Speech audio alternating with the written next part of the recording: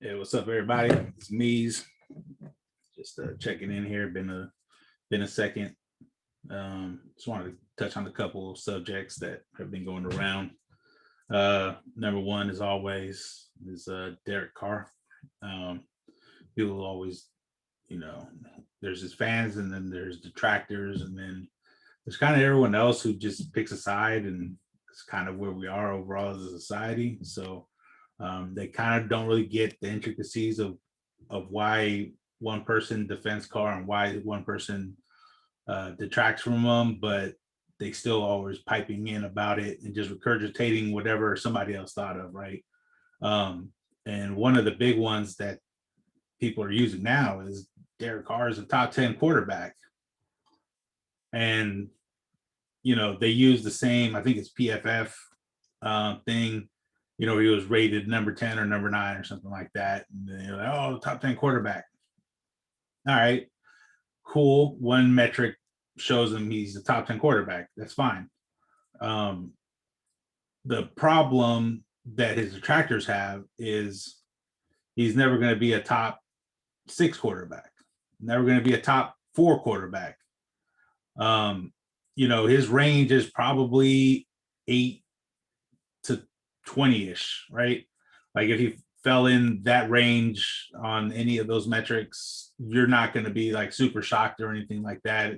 You're going to be like, yeah, that's about what Derek Carr is. He's that kind of quarterback, which, there's nothing wrong with it. And I've said it before, the big problem really now is that we haven't moved on and try to find a more dynamic quarterback.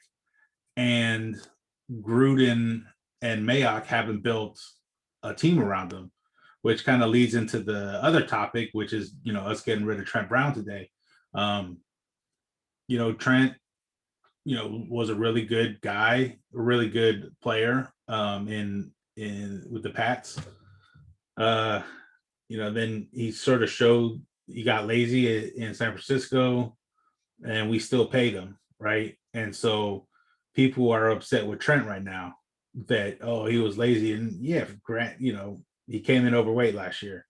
Then he got COVID, and then our medical staff almost killed him, right? And you can't.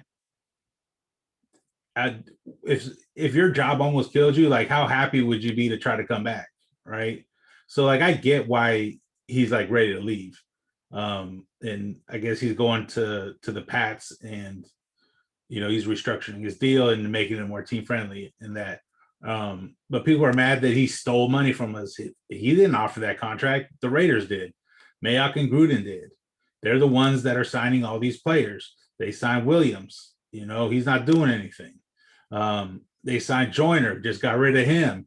They signed all these players that suck, like straight up. They, whether it's our system, whether it's them themselves, they're not good, right? So, you can be mad at the player all you want, but they're not the ones signing themselves. They're not the ones saying, hey, let me be a Raider. Like Gruden once said, he was like, oh, people are dying to come to Vegas. Really? Because I don't see it. I don't see any of these top guys like taking discounts like they used to in with the Pats. There's no winning culture here. You're not going to win here. The only thing we have to offer is a paycheck. We're committed to a quarterback who's kind of mid. You know, um, I think you can win with a quarterback like Derek Carr. It's possible. The Niners with Alex Smith and even the Chiefs with Alex Smith before they got Mahomes. He was a very passable quarterback. He got them into the playoffs. Were they ever going to win a Super Bowl? I don't know. Probably not, but it wouldn't be outside the realm of possibilities. Um, I said something about Carr, just cracking jokes or whatever, and underneath people were like, Trent Dilfer won a Super Bowl, and it's like, all right, so we're comparing Carr to Trent Dilfer. Like that's your big comeback? Because I mean, Derek Carr isn't that bad. I'm not a big fan of him, but he's average to above average, right?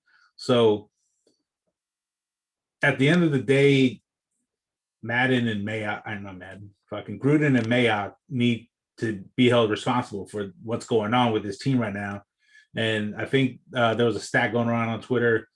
We spent $200 million on free agents the last few years. We had 5 number 1 draft picks, and they kind of all look like not busts, but like reaches, except, and I'm still holding out for Ruggs. And I'm not out on Abram yet.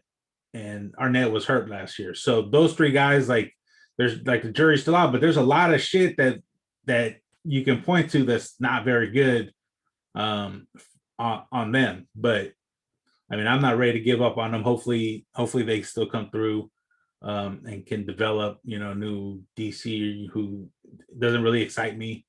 I know a lot of people just kind of see the name and they're like, oh my God, he's going to be a great fit and he'll lead us to whatever. But we say that with every coach, we said that with McKenzie, and now everyone's like making fun of McKenzie. And then we said it with Mayock and Gruden. Oh yeah, the Raiders are back. We're going to do it again, blah, blah, blah. Well, look at us now. We're rebuilding right now.